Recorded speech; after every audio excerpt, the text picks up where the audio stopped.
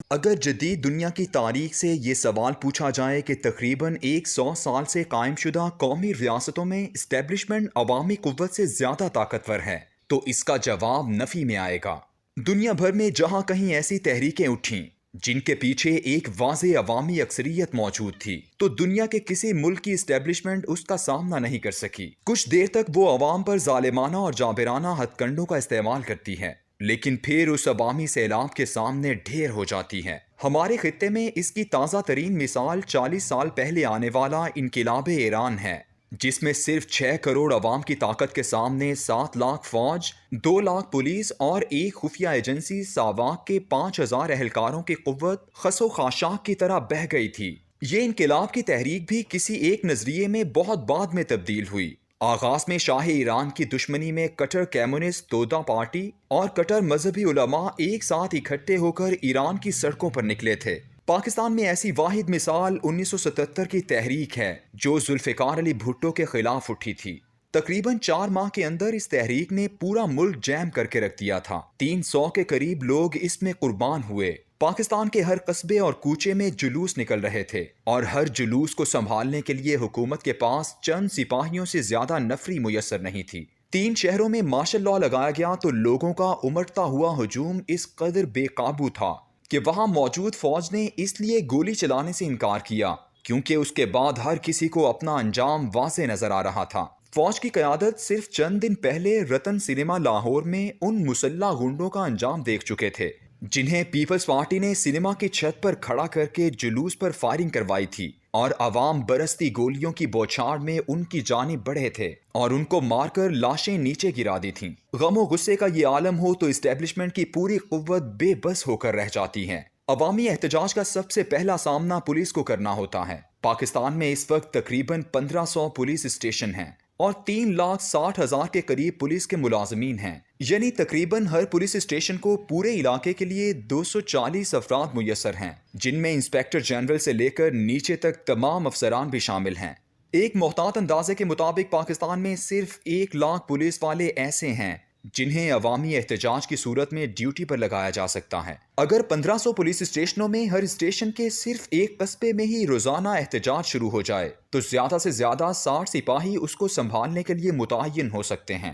بڑے شہروں میں بڑے احتجاج ہوتے ہیں جن کے لیے زیادہ نفری جمع کی جاتی ہے، اس لیے چھوٹے شہروں کے حصے میں چند بیچارے پولیس والے آتے ہیں جن کے پاس آنسو گیس اور ناپ پتھراؤ سے بچنے کے لیے کوئی شیلڈ۔ معاملہ خراب ہو، پولیس کے ہاتھ سے نکل جائے تو پھر پیرا ملٹری فورس کی نوبت آتی ہے جس میں رینجرز، فرنٹیئر کور، فرنٹیئر کانسٹیبلری اور کوسٹ گارڈ وغیرہ شامل ہیں۔ پہلی بات تو یہ ہے کہ ان کی اکثریت پاک بھارت 3000 کلومیٹر بارڈر پر تعینات ہے اور طویل کوسٹ لائن کی نگرانی میں مصروف ہے۔ انہیں عوامی احتجاج کے مقابل لا کر مسلسل کھڑا نہیں کیا جا سکتا، یہ صرف بدترین حالات میں کسی بڑے نقصان سے بچنے کے لیے بلائے جاتے ہیں۔ ایسی صورتحال میں بھی ان کی وہ قوت جو بڑے شہروں اور تنصیبات وغیرہ پر لگائی جا سکتی ہیں وہ صرف 1 لاکھ کے قریب ہیں۔ آخری قوت فوج ہے اور اسے بھی اس طرح ملک گیر عوامی احتجاج کے مقابلے میں کھڑا کرنا ملک کو مکمل طور پر ایک ایسی کشمکش کا شکار کرنا ہے جس کا انجام خطرناک ہو سکتا ہے۔ یہی وجہ ہے کہ ایسا مرحلہ صرف ایک ہی دفعہ آیا اور فوج نے 1977 میں عوام کے سامنے آ کر تحریک کو قوت سے روکنے کی بجائے دانش مندی سے یہ فیصلہ کیا کہ عوامی غم و غصے کو ٹھنڈا کرنے کے لیے فوراً بھٹو کی حکومت بدل دی جائے جس نے عوام کے جذبات کو سرد کرنے میں مدد کی۔ اس کے علاوہ جب کبھی بھی پاکستان میں کوئی تحریک چلی وہ چند علاقوں یا مخصوص گروہوں تک محدود تھی۔ قادیانیوں کے خلاف تحریک 1953 میں لاہور تک محدود تھی، اس لیے وہیں مارشل لاء لگایا گیا۔ لیکن 1974 میں جب یہی تحریک ملک گیر ہو گئی اور ہر بستی، کوچہ اور کریا میں جلوس، جلسے اور مظاہرے ہونے لگے تو پھر اس عوامی طوفان کا بھٹو جیسے مقبول رہنما اور طاقتور اسٹیبلشمنٹ کے لیے بھی سامنا کرنا مشکل ہو گیا۔ اسٹیبلشمنٹ کو عوامی اکثریت کا سامنا کرنا پڑا تھا جس کا نتیجہ ایک پورے خطے کی علیحدگی کے طور پر نکلا۔ کوئی بیرونی طاقت یا دشمن آپ کے ملک میں اپنا اثر و نفوذ نہیں بنا سکتا جب تک وہاں اس کے لیے ہموار عوامی فضا موجود نہ ہو۔ پاکستان کی تاریخ میں کوئی بھی مرحلہ ایسا نہیں آیا جب اسٹیبلشمنٹ کی قوت عوامی طاقت سے زیادہ ہو، اور ایسا ممکن بھی نہیں ہے۔ لیکن کیا وجہ ہے کہ اسٹیبلشمنٹ نے جب بھی براہ راست مداخلت کی اسے وسیع پیمانے پر عوامی پذیرائی ملی، اور اس نے جب بھی پس پردہ مداخلت کی تو اسے پاکستان کی سیاسی اشرافیہ کی واضح اور پس پردہ حمایت حاصل رہی؟ اگر ایسا نہ ہوتا تو اسٹیبلشمنٹ ایک گھنٹہ بھی اپنا براہ راست اقتدار قائم رکھ سکتی اور نہ ہی پس پردہ رہ کر اپنے مطلوبہ مقاصد حاصل کر سکتی۔ ایوب خان کے مارشل لاء سے لے کر پرویز مشرف کے مارشل لاء تک 4 دفعہ براہ راست مداخلت ہوئی، لیکن پورے ملک میں ایک بھی صدائے احتجاج بلند نہ ہوئی۔ جس گرم جوشی سے ایوب خان اور ضیاء الحق کے مارشل لاز کو خوش آمدید کہا گیا، اس کی مثال تو سیاسی پارٹیوں کے الیکشن جیتنے پر بھی نہیں ملتی۔ باقی 2 مارشل لاز کو سیاستدان خوش آمدید کہتے رہے۔ یحییٰ خان کے مارشل لاء کو قائد عوام ذوالفقار علی بھٹو نے خوش آمدید کہا، اور پرویز مشرف کے مارشل لاء کو قائد عوام کی بیٹی بے نظیر بھٹو نے خوش آمدید کہا۔ نہ کوئی ایوب خان کا حامی سڑکوں پر نکلا اور نہ ہی نواز شریف کے وفادار لاٹھیاں کھانے میدان میں اترے۔ یہ تھا براہ راست مداخلت کا حال۔ پس پردہ مداخلت ہمیشہ اس لیے کامیاب رہی کیونکہ اس کی حمایت میں پاکستان کے سیاستدان ہمیشہ اسٹیبلشمنٹ کے دست و بازو بن گئے۔ پہلی براہ راست مداخلت 1958 میں ایوب خان نے کی، اور پھر اسے جمہوری بنانے کے لیے 1962 کا آئین بنایا گیا۔ اس نے آئین کے تحت بنیادی جمہوریتوں کے نظام کے تحت قومی اسمبلی کے الیکشن کروائے۔ یہ پاکستان کی تیسری اسمبلی تھی جس میں 156 ارکان تھے۔ آئین بناتے وقت ایوب خان کے ساتھیوں سے ایک فاش غلطی ہو گئی، اور وہ یہ تھی کہ کرسی صدارت پر موجود شخص صدارتی الیکشن نہیں لڑ سکتا تھا۔ صدر بننے کے لیے ایوب خان کو کرسی صدارت چھوڑنا پڑتی۔ اب اسٹیبلشمنٹ آئین میں ترمیم چاہتی تھی تاکہ ایوب خان صدر ہوتے ہوئے الیکشن لڑ سکے۔ اس کے لیے 2/3 اکثریت درکار تھی، اور حکومت کے پاس صرف 2 ووٹ کم تھے۔ ایسے میں پاکستان کی تاریخ میں اسٹیبلشمنٹ کے پہلے دست و بازو اپوزیشن کے 2 اہم سیاستدان اور اراکین اسمبلی بنے۔ ایک مولانا فضل الرحمان کے محترم حضرت مولانا مفتی محمود جو NW 6 ڈیرہ اسماعیل خان سے منتخب ہوئے تھے، اور دوسرے چودھری محمد افضل چیمہ جو NW 35 لائل پور سے منتخب ہوئے تھے۔ ان دونوں نے اپوزیشن میں ہوتے ہوئے حکومتی ترمیم کا ساتھ دیا اور ایوب خان کے صدارتی الیکشن میں حصہ لینے کے لیے راستہ ہموار کیا۔ یہ اسٹیبلشمنٹ کی پہلی پس پردہ مداخلت کی فتح تھی جو اپوزیشن کے 2 اہم سیاستدانوں کی مدد سے ممکن ہوئی۔ اسٹیبلشمنٹ کے بارے میں سب سے بڑا مغالطہ یہ ہے کہ اسٹیبلشمنٹ صرف فوج یا اس کے زیر سایہ خفیہ ایجنسیوں پر مشتمل ہوتی ہے۔ چند سالوں سے ایسا تاثر پاکستان میں خاص طور پر بنانے کی منظم کوشش کی گئی ہے، جس کی وجوہات اور پس پردہ مقاصد ایک الگ موضوع ہے۔ ہر دور میں وقت اور حالت کے مطابق اسٹیبلشمنٹ کا کوئی ایک بازو زیادہ با اختیار ہو کر پورے گروہ کی قیادت کرنے لگتا ہے تو وہی اس کی پہچان بن جاتا ہے۔ سول بیوروکریسی کے بغیر فوج اپنا اثر و نفوذ مضبوط نہیں کر سکتی، اور سیاستدانوں میں اپنے تخلیق کردہ پلانٹڈ گروہی لیڈروں کے بغیر دونوں زیادہ دیر تک نہیں چل سکتے۔ پاکستان میں اکتوبر 1958 سے پہلے فوج سول بیوروکریسی کے ماتحت ایک ایسی منظم قوت تھی جو اس کا حکم بجا لانے کے لیے مستعد کھڑی ہوتی۔ پاکستان میں فروری 1953 میں جو پہلا مارشل لاء لگا، اس کی رویداد سکندر مرزا سیکرٹری دفاع نے جس طرح لکھی ہے، اس کا خلاصہ یہ ہے کہ لاہور میں قادیانیوں کے خلاف مجلس عمل کی تحریک زور پکڑ چکی تھی، حالات خراب ہوتے جا رہے تھے، اور وزیر اعظم خواجہ ناظم الدین مجلس عمل کے تمام مطالبات ماننے کو تیار ہو چکے تھے۔ اس مقصد کے لیے 27 فروری کو صبح 10 بجے کابینہ کا اجلاس بھی بلا لیا گیا تھا۔ ایک رات قبل سکندر مرزا نے وزیر داخلہ گورمانی کو راتوں رات یہ خبر پہنچائی کہ ایک خفیہ اطلاع کے مطابق کل صبح 1 لاکھ افراد وزیر اعظم ہاؤس کا گھیراؤ کرنے والے ہیں۔ اگلے دن کابینہ کے اجلاس کے لیے جب سکندر مرزا کمرے میں داخل ہوا تو وزیر اعظم پنجاب کے وزیر اعلیٰ ممتاز دولتانہ سے فون پر بات کر رہے تھے۔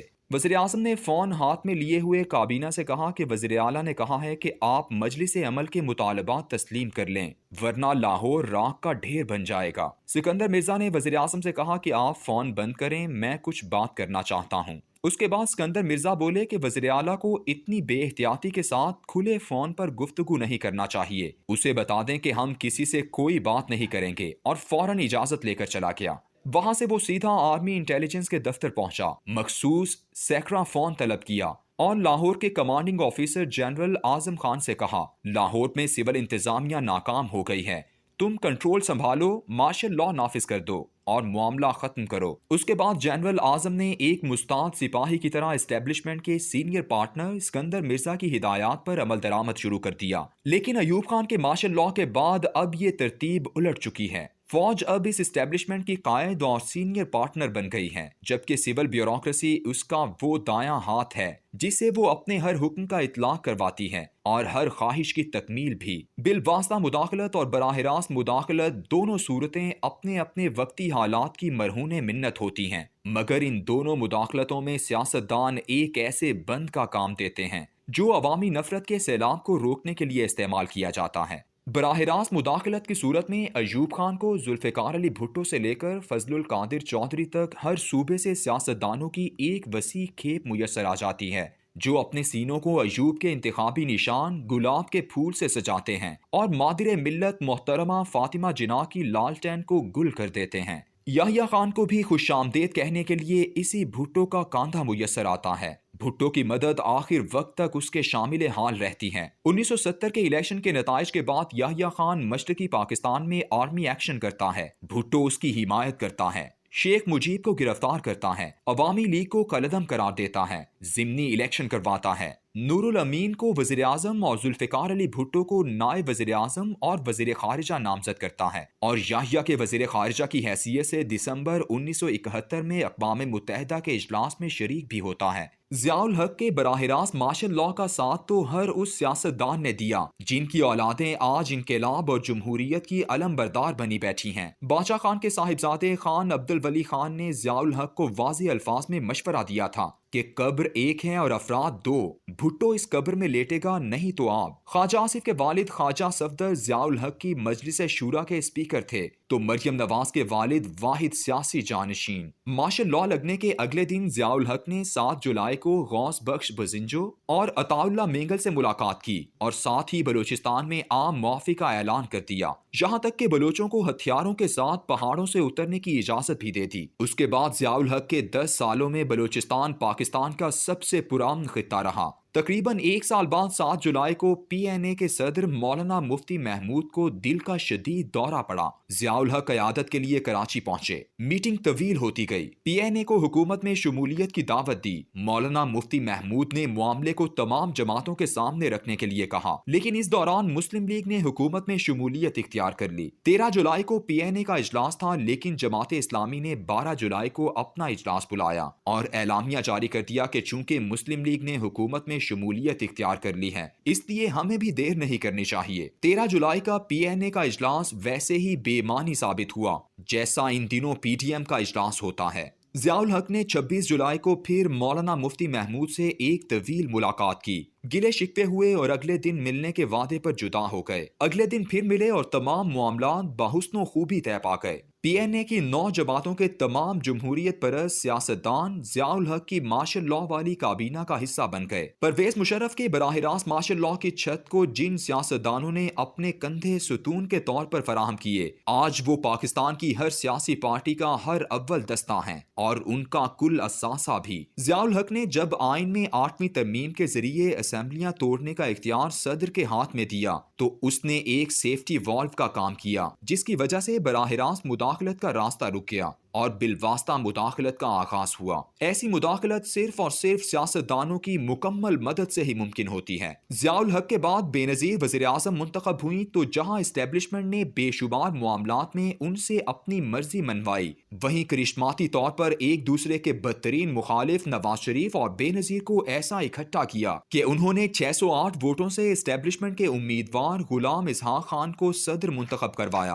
और सारी जिंदगी जमहूरियत के लिए जान खपाने वाले नवाबजादा नसरुल्लाह खान को बदतरीन शिकस्त से दो चार करवाया। इसी गुलाम इसहाक से फिर एस्टेब्लिशमेंट ने बेनज़ीर और नवाज शरीफ दोनों की हुकूमतें बरतरफ करवाईं। 8वीं तरमीम का सेफ्टी वॉल्व नवाज शरीफ ने निकाला तो परवेज मुशर्रफ को बराह रास्त आकर नवाज शरीफ को बरतरफ करना पड़ा। मुशर्रफ के जाने के बाद से लेकर आज तक हर रोज एक नई कहानी सुनने को मिलती है। तमाम पार्टियां बज़ाहिर एक दूसरे से नाराज हैं, لیکن اسٹیبلشمنٹ کے اشارے پر سینٹ چیئرمین منتخب ہوتا ہے، آرمی چیف کی مدت ملازمت میں توسیع کا بل منظور ہوتا ہے، فیچ ایف کے بل پر مشترکہ ووٹ دیے جاتے ہیں، فوجی عدالتیں قائم ہوتی ہیں، عمران خان اپنا دھرنا ختم کرتا ہے اور چند سال بعد مولانا فضل الرحمان بھی ویسے ہی اپنے دھرنے کا بوریا بستر لپیٹتے ہیں۔ آج بھی یہ سب بالکل ویسے ہی ہے جیسے پہلے تھا، صرف ایک فرق ہے، پہلے ایک سیاسی گروہ پر اسٹیبلشمنٹ کی نظر کرم ہوتی تھی تو دوسرا گروہ یا تو انتظار کرتا تھا یا پھر اسے شیشے میں اتارنے کی کوشش کرنے لگتا تھا۔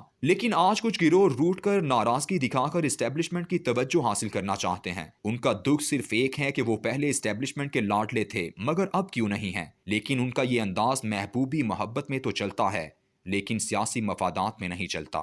ختم شد۔